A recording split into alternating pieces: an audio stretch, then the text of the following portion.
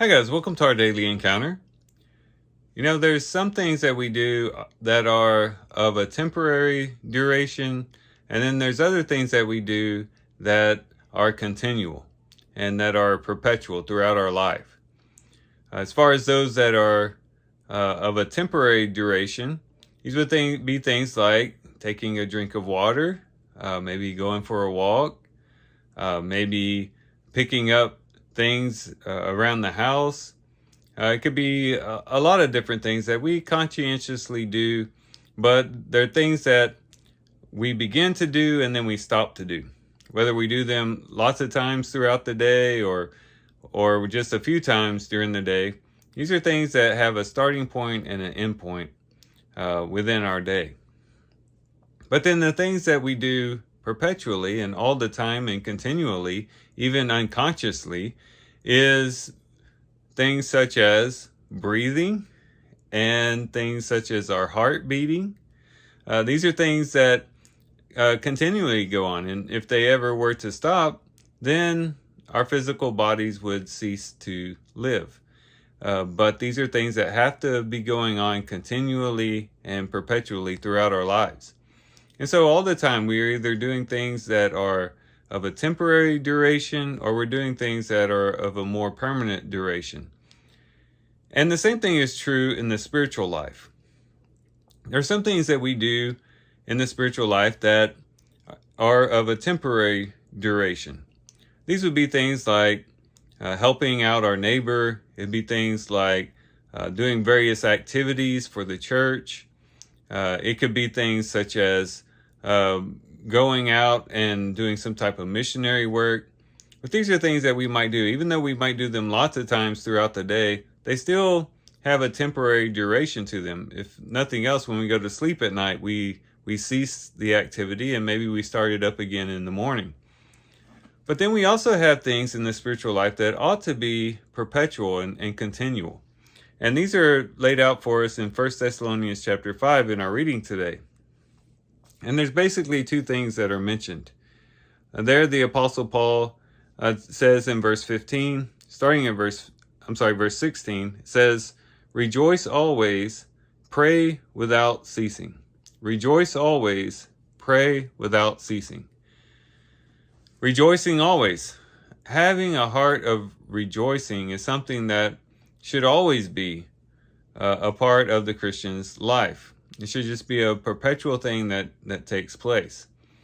And perhaps even as I'm saying that might seem like a very difficult thing to even try to comprehend, because we might think, well, how is it that a person could rejoice all the time?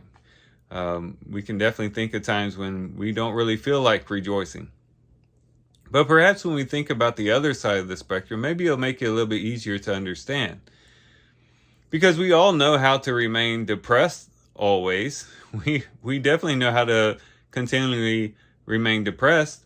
What should we do? Well, listen to depressing music, think depressing thoughts, always have a negative outlook on life, always see the worst in everybody else, always see the bad in everything, have a glass half empty type of mentality. And if you do those things, you will have a perpetual state of being depressed because you're always seeing the dark side of things. But when we look on the other side of the spectrum, if we say the same thing, we could see how we might be able to rejoice all the time. If we're listening to music that inspires us, that gets us moving, if we're always thinking happy thoughts and good thoughts, and we're thinking about positive things, as we read about in Philippians chapter 4, we always have our mind on things that are good and noble and right. If we're always looking at the bright side of things, if we're always having a positive mentality, if we're looking at things from that perspective, from an optimistic perspective, then we can see where it would be a lot easier to rejoice always. Doesn't mean that we won't ever get sad, like if we lose a loved one or something like that, or that we won't ever feel the pressure of certain circumstances. But it just means that all the time there's this little flame of rejoicing underneath the surface that Sometimes it's brighter at some times and a little less brighter at other times, but something that is continually burning in our lives. So rejoicing should be just a continual part of the Christian's life. The Lord has given us plenty to rejoice about. He's given us salvation. He's given us forgiveness of sins. He's given us eternal life. He's given us a hope of the resurrection. He's given us every reason to rejoice. And if we can focus on those things, perhaps it will help us to rejoice always, as we are instructed here in 1 Thessalonians chapter 5. But then he also says to pray without ceasing. And so praying without ceasing is also something that should be continually going on in our lives.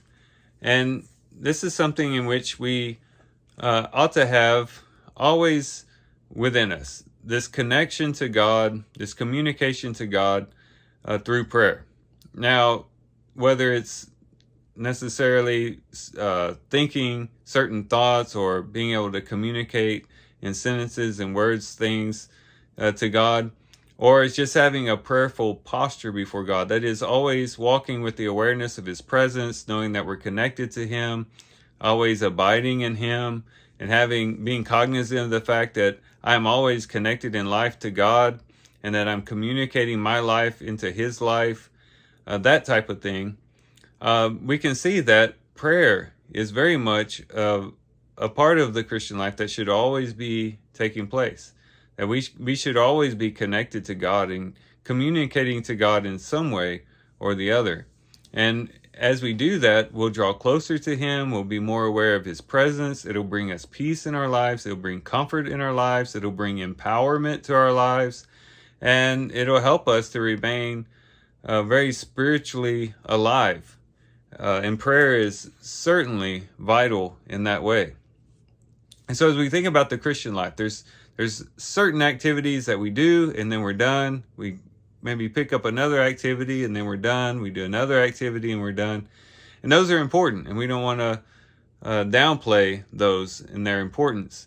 But there's these other things, such as rejoicing and praying always, that we ought to, or praying without ceasing, that we should always be having burning within our hearts and like a flame within our souls that's continually going on as we go to our day-to-day tasks, as we wake up in the morning, as we go to sleep at night.